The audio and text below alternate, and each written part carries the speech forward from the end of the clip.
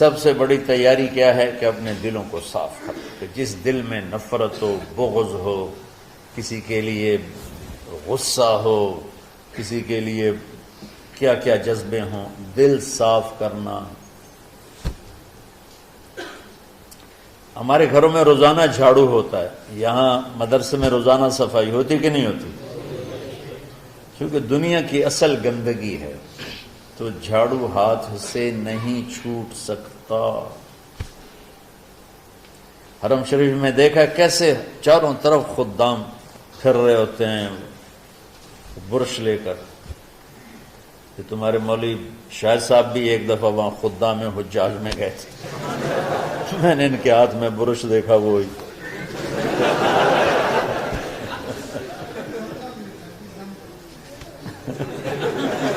وہ حرم ہی ہے۔ کون سا سن تھا؟ 97۔ تو دل پہ غبار ایسے آتا ہے جیسے صحن میں غبار آتا ہے، دل پہ گندگی ایسے آتی ہے جیسے صحن میں آتی ہے۔ تو ہم نے نظام بنایا ہوا ہے، لوگ وہ کر رہے ہیں، وہ روزانہ جھاڑو دیتے ہیں۔ تمہارا دل ایک آنگن ہے، ایک صحن ہے، اس میں بغض، نفرت، حسد، پتہ نہیں کیا کیا گندگیاں آئیں گی اور آتی رہیں گی۔ بچوں ایک کام کرو، جھاڑو پکڑ لو، صاف کرو۔ یا اللہ معاملہ تجھ سے کرنا ہے، لوگوں سے نہیں۔ کسی نے برا کہا، کسی نے غیبت کی، کسی نے گالی دی، کسی نے دھکا دیا، کسی نے حق مارا، کسی نے کچھ کیا، یا اللہ تیرے سبب میں نے اپنے دل کو سب سے صاف کیا، میں نے اپنے دل کو سب سے صاف کیا۔ یہ اتنی بڑی عبادت ہے کہ بڑے بڑے نفلوں والے، تہجد والے، حج عمرے روزے والے تمہیں نہیں پکڑ سکیں، کیونکہ اس کا کرنے والا دنیا میں کوئی نہیں۔ نفل پڑھنے والے تو بے شمار ہیں، عمرے کرنے والے بے شمار ہیں، علماء بے شمار ہیں، حاجی بے شمار ہیں، سخاوت کرنے والے بے شمار ہیں، لیکن اس ٹکڑے کو صاف کرنے والا لاکھوں میں ایک بھی نہیں۔ مشکل کام، آپ یہ سیکھ لیں، صاف کرو، صاف کرو، صاف کرو۔ یہ رمضان کی سب سے بڑی تیاری اور علم کو حاصل کرنے کی سب سے بڑی چابی ہے کہ اپنے دل کو کھلا کر لو۔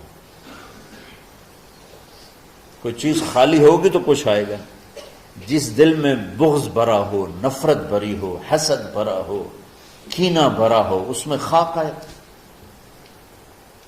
اس میں تو علم کی ایک کرن بھی نہیں آئے گی۔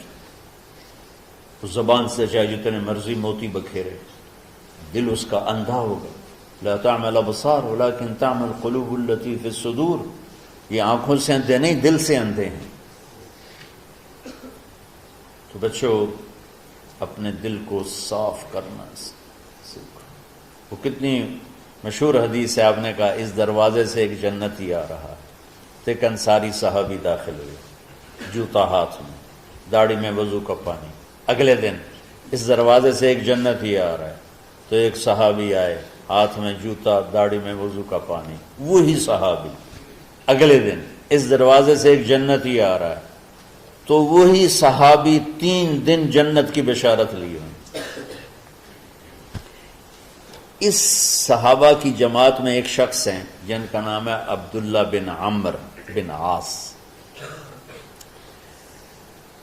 ان سے بڑا عبادت گزار صحابہ میں کوئی نہیں تھا، نہ سابقین میں نہ متاخرین میں، نہ پہلوں میں نہ بعد والوں میں۔ ان کی عبادت کیا تھی؟ ساری رات جاگنا، سارے دن کا روزہ، اور ایک ختم قرآن صبح سے شام۔ اتنی اللہ نے طاقت دی تھی۔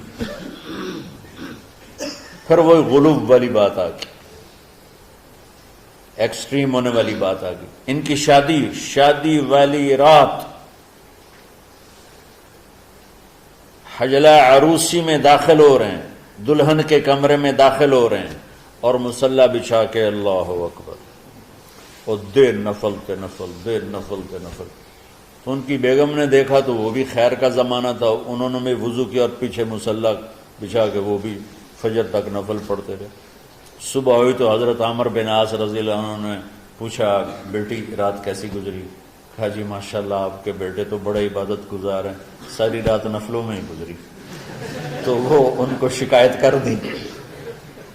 حضرت عمر بن عاص کو اتنا غصہ چڑھا، وہ بیٹے کو تو کچھ نہیں کہا، کتنی حکمت کی بات ہے، سیدھے گئے اللہ کے نبی کے پاس، یا رسول اللہ یہ عبداللہ دیکھیں کیسا نادان ہے، اس کی شادی کی ساری رات نفل پڑھتا رہا۔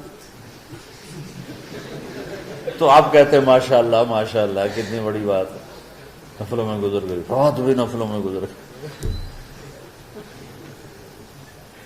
جیسے بعض وہ تبلیغ والے کہتے ہیں بچے کی ٹانگ ٹوٹ گئی پھر بھی گشت نہیں چھوڑا۔ کیسے احمقانہ باتیں کرتے ہیں۔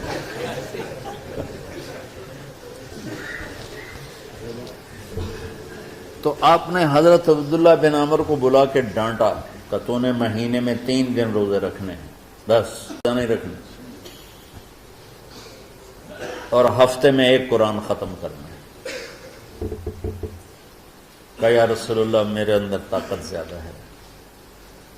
پھر اچھا 15 دن روزے رکھنے، کہنے میرے اندر طاقت زیادہ ہے۔ آپ اس کو تھوڑا تھوڑا کر کے گھٹاتے رہے، اور وہ ہر دفعہ نہیں یا رسول اللہ میرے اندر طاقت زیادہ ہے۔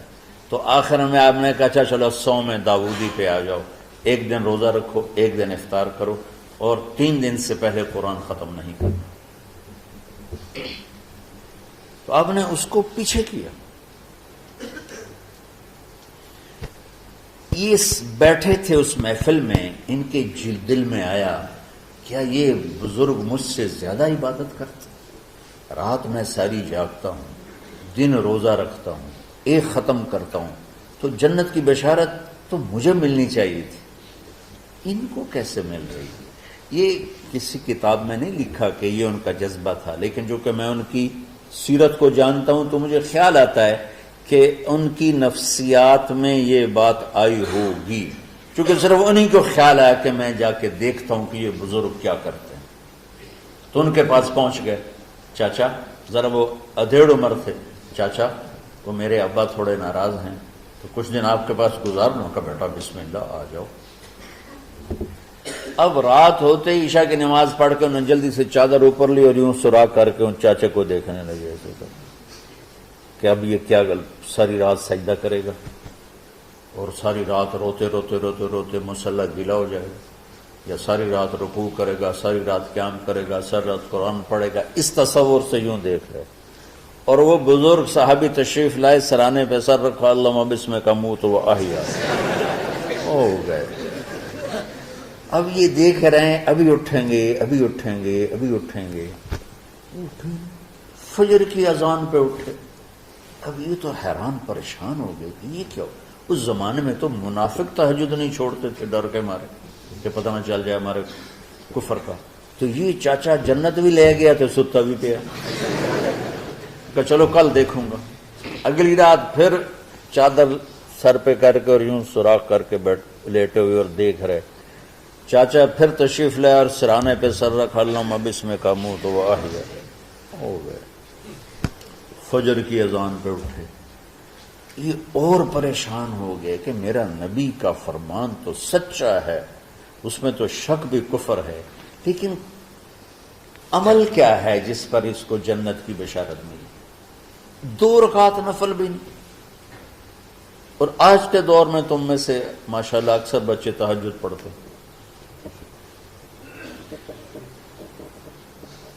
کہ 1 رات اور دیکھوں گا، تیسرے اللہم بسمک اموت و احیا، ساری رات۔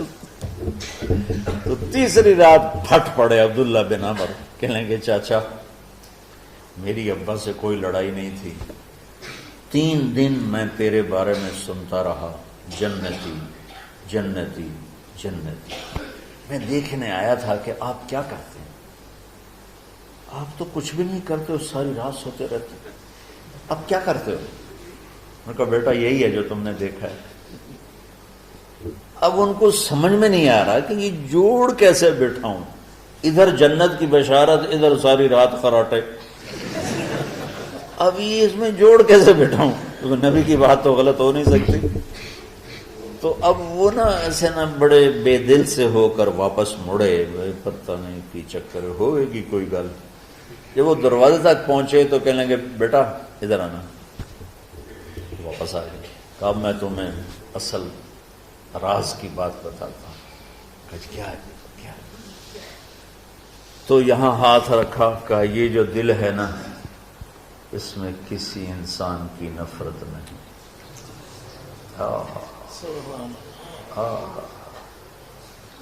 اور جب اللہ کسی کو رزق دیتا ہے، عزت دیتا ہے، مجھے کبھی حسد نہیں ہوا، مجھے خوشی ہوتی۔ تو عبداللہ بن عمر نے کہنا تھا ہاں یہ بات ہے، نہیں، ان کو ہاذا ہوا، اچھل کے کہنے لگے ہاذا ہوا، ہاں ہاں ہاں ہاں یہی ہے، یہی ہے، یہی ہے۔ پھر کہنے کہ چاچا پر یہ میرے بس کا نہیں ہے، کون کرے گا یہ؟ اتنے بڑے آدمی ہو کر کہہ رہے ہیں کہ یہ میرے بس کا نہیں۔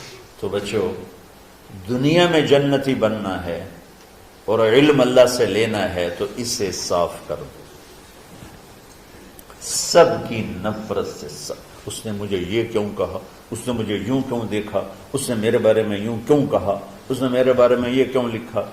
جس کی تعریف ہوتی میری کتنی برائی ہوتی، صرف تعریف تو نہیں، بھرا پڑا سوشل میڈیا مجھے گالیاں دیں۔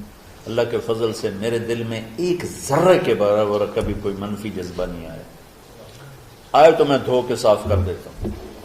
یا اللہ میں نے اپنے دل کو صاف کیا، میرا معاملہ تیرے ساتھ ہے، کسی کے ساتھ نہیں۔